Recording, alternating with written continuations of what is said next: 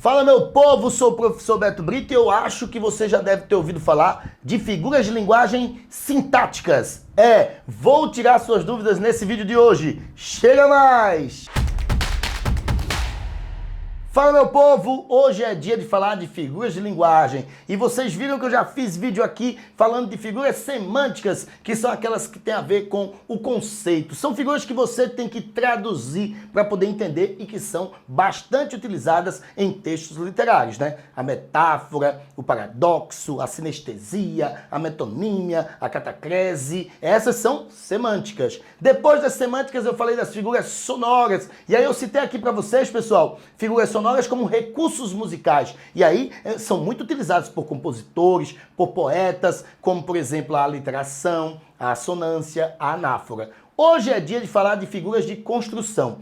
E o que são as figuras de construção? São aquelas que têm a ver, pessoal, com o posicionamento do termo dentro da oração. Essas figuras são muito usadas também por artistas, mas não tão comuns quanto as semânticas e as sonoras. Beleza, pessoal? Que são mais, vamos assim dizer, artísticas. Beleza? Agora, alguns artistas da literatura que têm posturas clássicas por conta do seu rigor formal, eles têm que utilizar muito a zeugma e o hipérbato. Sabe por quê? Porque para construir um texto com métrica ou para garantir uma rima, muitas vezes eles têm que mexer na ordem da frase, na ordem do verso. E por isso passa a ser, certo, a figura de construção importantíssima na produção de um texto poético, por exemplo. Vamos lá. O que é a zeugma? A zeugma, pessoal, é uma supressão, tá certo? Uma forma de supressão. Como é que ela funciona, pessoal? Ela vai suprimir um termo. Para quê? Para que esse termo não seja repetido. Quando você está construindo um texto literário, fica chato repetir determinadas palavras. E aí, para você não cansar o leitor, você vai lá e engole esse termo. Ao engolir, você está causando, pessoal, um tipo de elipse chamado zeugma. Olha aqui o exemplo, ó. Carlos gosta de pera, eu de maçã. Fica subentendido, pessoal, que eu gosto de maçã, mas o termo gosto não foi aqui repetido, ele foi suprimido. E isso é o que chamamos de zeugma. Isso aqui é um recurso, pessoal, também muito usado por poetas para diminuir o tamanho do verso. Já pensou se eu estou contando as sílabas poéticas e aí eu coloco a palavra gosto aqui no meio?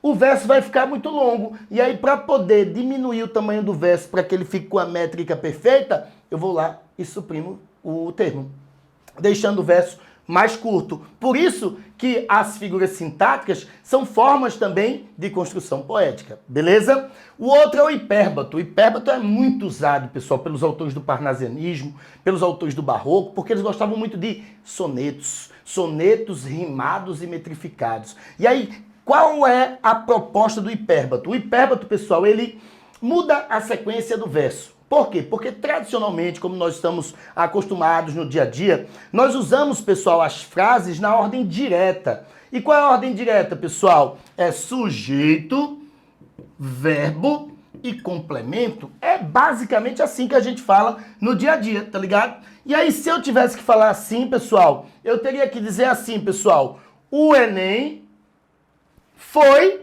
complexo, é ou não é? Só que olha como a construção da frase ficou. Complexo foi o Enem. Você entende? Entende, mas fica um pouco estranho. Aí você diz, professor, mas por que o autor faria desse jeito? Vê só, se ele fez um verso que terminava em foi, já pensou? Um verso que terminava em foi? Aí se ele diz, o Enem foi complexo, não rima.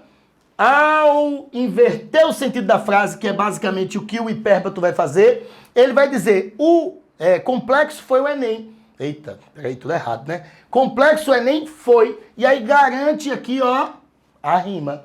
Entendeu? Ele garante a rima. Então, professor, quer dizer que a zeugma, o hipérbato, são recursos sintáticos usados também por artistas para suprimir termos, para inverter a sequência do verso, para dessa maneira garantir, por exemplo, métrica. Esse aqui está diretamente ligado à métrica e este aqui está diretamente ligado à rima. Então não pensem que os recursos sintáticos usados pelo autor nem sempre serão usados, porque para poder garantir um rigor formal, uma maior qualidade de métrica, de rima, dentro dos poemas, o autor pode usar esses recursos. E eu espero que vocês tenham entendido, espero que vocês tenham gostado. E se gostou, vem logo aqui, ó, curte esse vídeo, compartilha em suas redes sociais, divulga o canal do professor e se inscreve que dá sorte no vestibular. Falou, pessoal. Até mais. Tchau, tchau.